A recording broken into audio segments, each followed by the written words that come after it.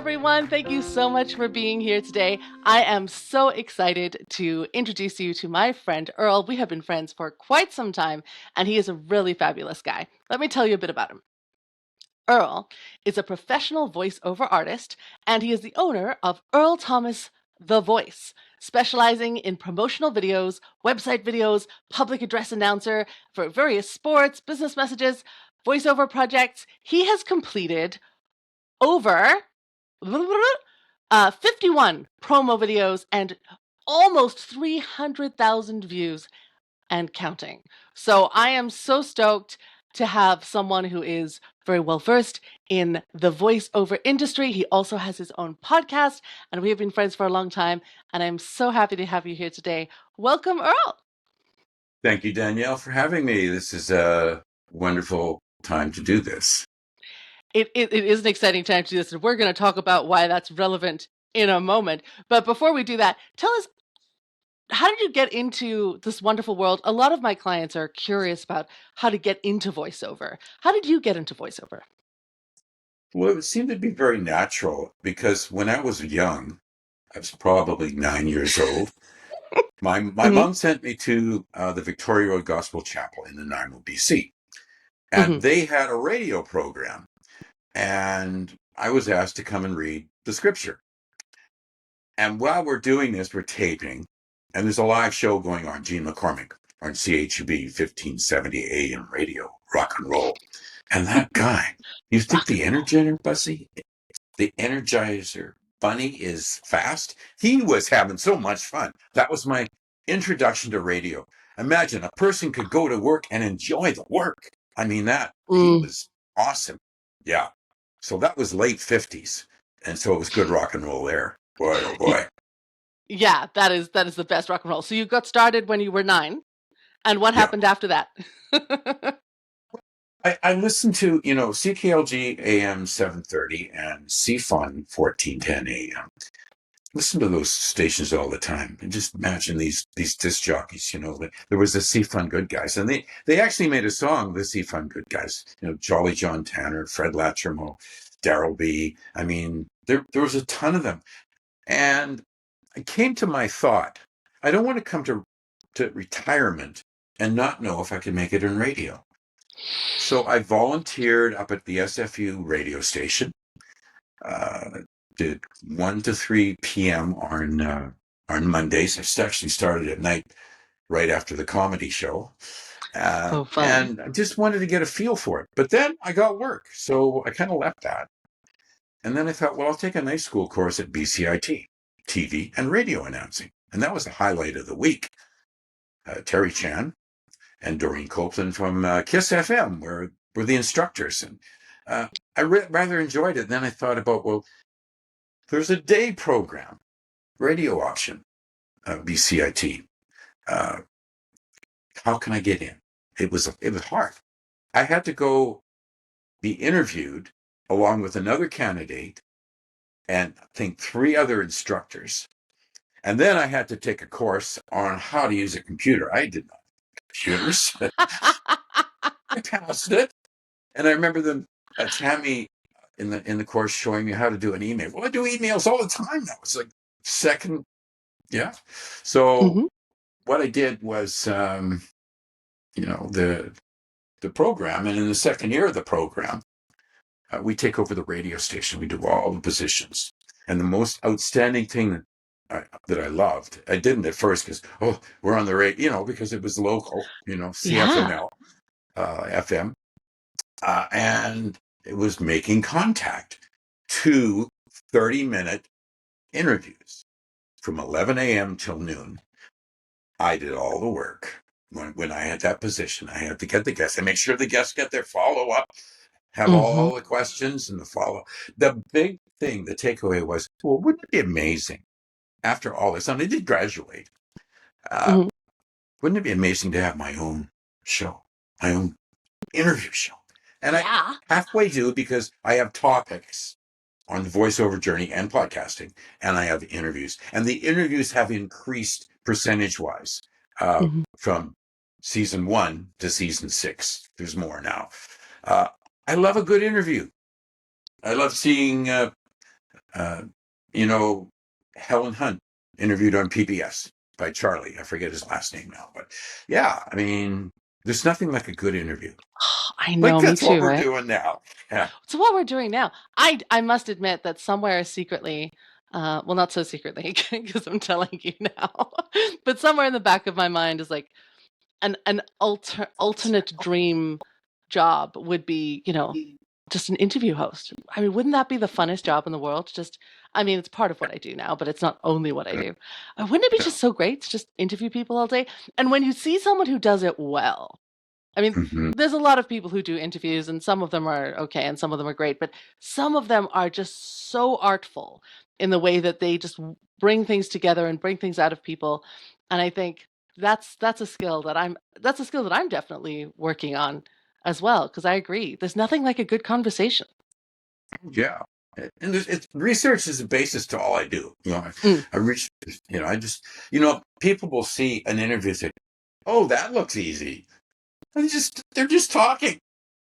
But, it's not. it's just, It's not. it's amazing to me when I've done interviews. It's, oh, wow, that's a really interesting question. I really get, Yeah.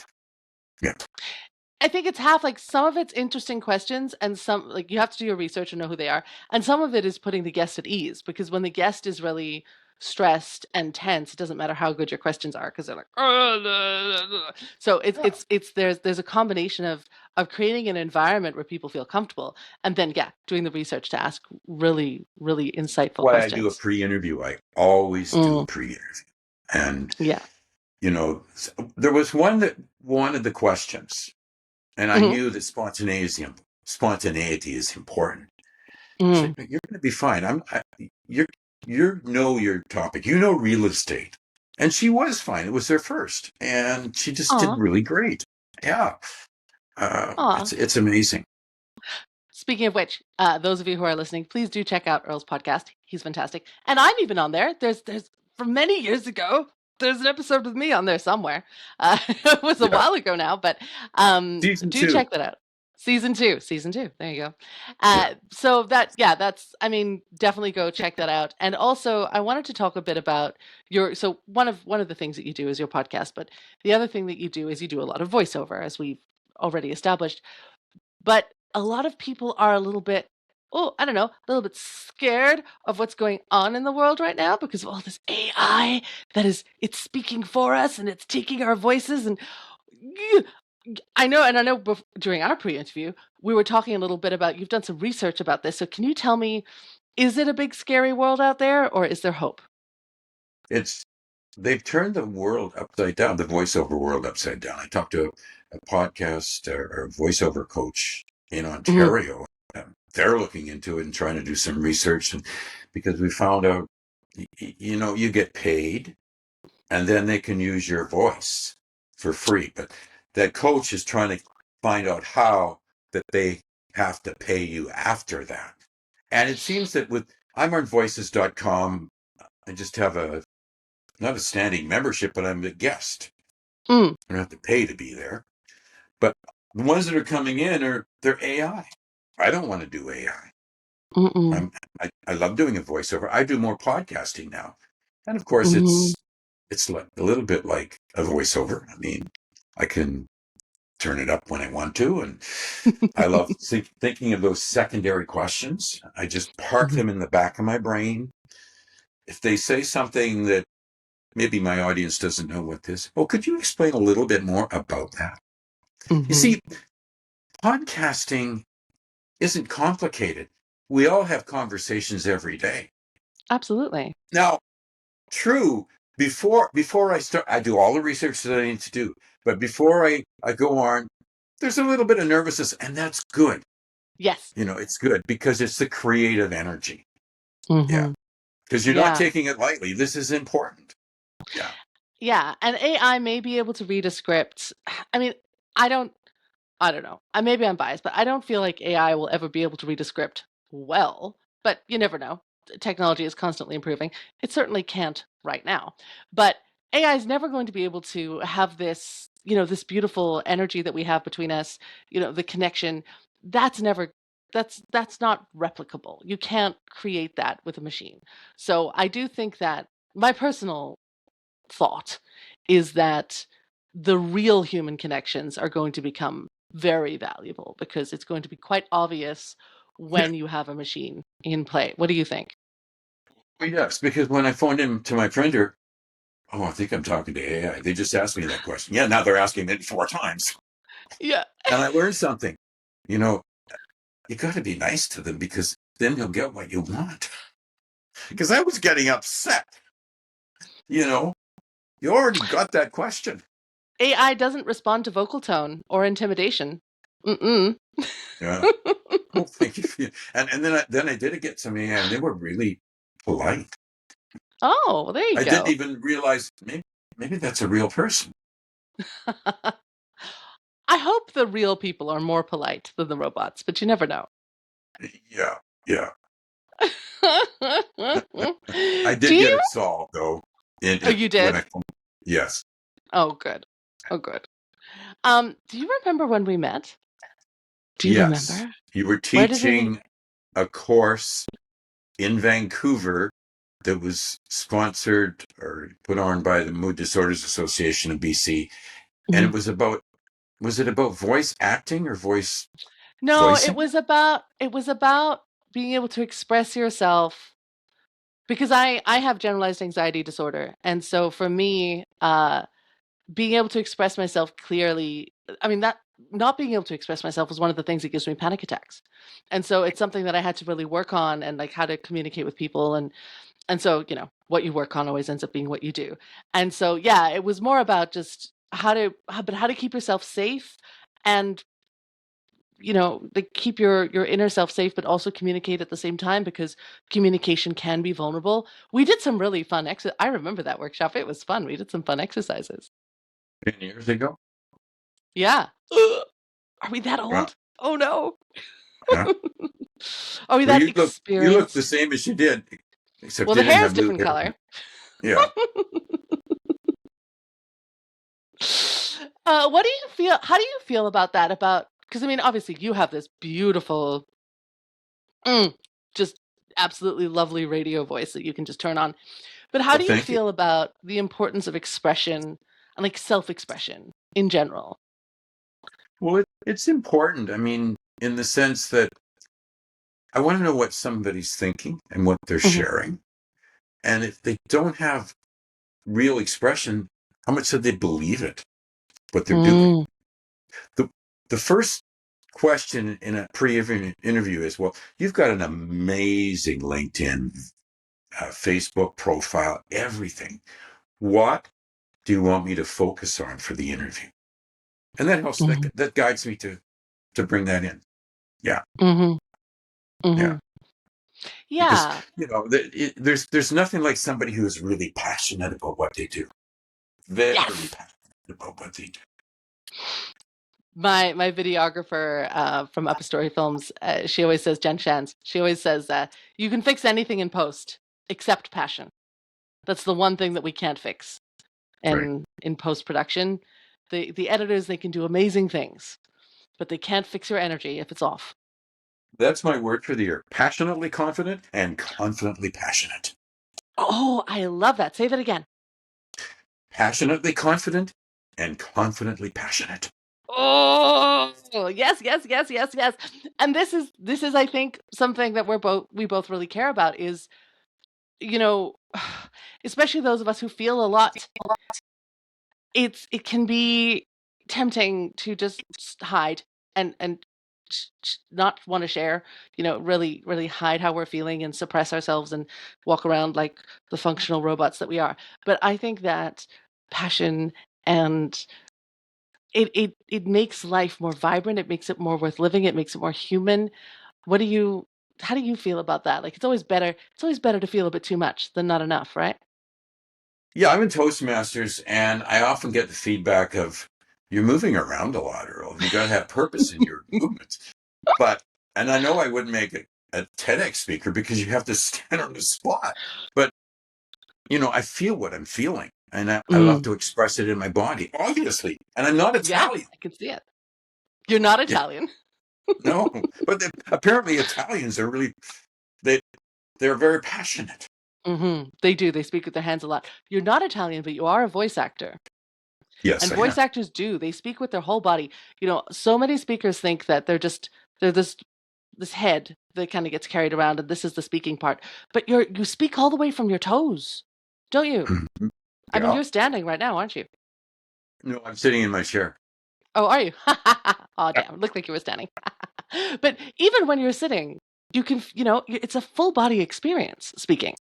Yeah, yeah, yeah. I mean, I love it so much. The Toastmasters, I love doing their impromptu speeches. You get Uh-huh. up on the stage and they ask you a question. Hmm. And you can always change the question if it doesn't, but oftentimes it's just right bang on, Hmm. you know. Because I'm 75 and I've got a lot of years of experience and I got a lot to draw on. So I guess I'm cheating. But you're so charming. No one cares when you're cheating. Yeah, yeah. Well, evaluations are everything, and we're an advanced Hmm. club, so you don't just get, oh, that was a nice speech, but they're going to go, how you can improve. Apparently, Hmm. I swing my arms a lot, but I didn't know I swing my. I don't remember Yeah, doing that when I'm speaking. you've got a lot of energy, but it's kind of Are like you? the energy of, like when a 6-year-old has too much energy and their body just kind of because they're so expressive and they're so it doesn't come across like some people it comes across as nervous, fidgety kind of energy. For you, Yeah. it's just like there's just so much energy flowing through your body. Yes, Like a kid, yes, you're so playful and fun. right on. Yeah, Maybe that's the key to your confident passion and your passionate confidence. yeah. Because I know that when I'm doing a pre-interview, and then when I get to the pricing part, I Mm, get a little bit nervous. mm, They always pick up on whether they say yes or no. And even when they say no, that they don't want to pay, they say they see the passion. Yeah, mhm. Yeah, yeah, it's true. definitely. Uh, So now that you mentioned it, so share with the audience how, because you have an income model for your podcast. Share with yes, us how that works. it's a two-tier income. The first tier is a basic price, and you get a we call it a sound clip, and I played that 1 week before. Hmm. The second tier is a little bit more expensive. It's not even over $500, any of it. Um, Hmm. you get that sound clip, but you get two extra sound clips at no charge, so they can use it on their social media. Oh, excellent. And a year ago, I was really having, well, I wasn't having a struggle. I took January off. I went from Hmm. February to April, and I just did all my follow up. I did all the details. I wasn't worried about no money was coming in. And Hmm. a guy, Eric, in California, he LinkedIn messaged me and he said, Earl, you made my day with all the passion that you put into everything and all the detail.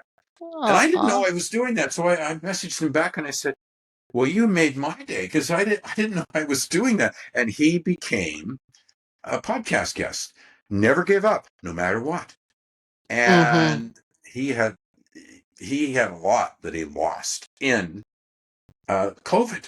He lost millions of dollars. Oh. It was just, but he just had that attitude.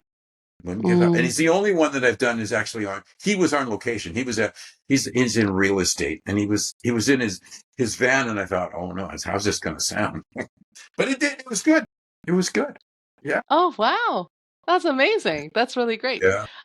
So And that kind of that that atmospheric. produced more. That gave me 3 paid promotional interviews. That nothing was happening, and then I brought more money in 2025 than in 2024 because of the paid promotional interviews.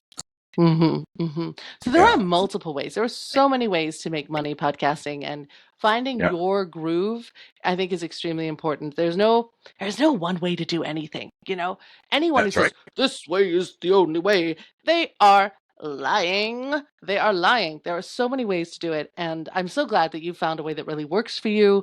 You're thriving, you're doing great on your podcast, you're making money, which is fantastic. And making people happy at the same time, which I think is what it's all about. Yeah. Yeah, we have a good conversation. I mean, Yeah. it's wonderful. Yeah. Hmm. Hmm. And you get to go to work and enjoy it, just like those people that you were watching when you were 9 years old and going, hey, I want to enjoy going to work. You get to enjoy it now too. Yeah. So Yeah. living the dream, hey? That's right. Reminds me of a commercial that keeps saying, living the dream, living the dream. Maybe Oh, you don't see it in South Africa. I don't know. Yeah. Yeah, I didn't watch a lot of Canadian commercials because by the time I moved to Canada, I was 15. I think we had a TV for like a couple of years. And then I moved and I became an online movie TV watcher, you know. So Yeah. I didn't get a lot of the Canadian culture growing up. Yeah, I Culture. credit one of my guests. I learned a lot from my guests because Hmm. 2022, I had a guest. We met at Starbucks, and Michael said, "Before we start, I want you to know I'm going to pay you for this." And I didn't fall off my chair, but no one had ever offered that before, and we figured it out. And he actually came back as a guest in another season as well. So it just started things rolling. Yeah, Hmm. Hmm. That's how you know you're on the right track, when you're doing what you love and it all just clicks and comes together. yeah, yeah. Now, there Yeah, are challenges, but I of meet them course. all the time. You know, Mhm. But when yeah, you're doing what you love, it's there's a reason to face those challenges, you know? Like it's not yeah. like, oh, it's a challenge, I should give up now. It's like, oh, there's a challenge. How do I overcome this because I love this and I want to keep doing it. So, yeah, I think not the challenges aren't difficult even when you're doing what you love. They can be very challenging. Yeah. But it does feel different facing a challenge when it's something that you're committed to, something that you are passionate about, something that gives you purpose. And that's what I did. I chaired a recent meeting Mhm. for Toastmasters, and I made the theme is how do you face challenges? How do you focus on the results, on solutions Mhm. through the whole thing? Yeah, it was good. It was fun. Yeah. Yeah. So it's worth it no matter what. Those of you who are interested in podcasting, those of you who are interested in voiceover, please, please check out Earl's website and his podcast. He has so much information and just such valuable wisdom to share with you all. So please do check him out. I am so stoked that you were here with me. One of my very first interviews is so exciting. And yeah, check him out. Thank you so much for being with me here today, Earl. And we'll see you again soon, I'm sure. Thanks very much. Creating vocal paradise for your exact needs. Ooh. Thanks for listening to the Inspired Speaker Podcast. If today's episode sparked something in you, I invite you to take one small courageous step. Practice, speak, share. If you'd like support turning your spark into a full-on speaking mastery blaze, then come join me at theinspiredspeakeracademy.com.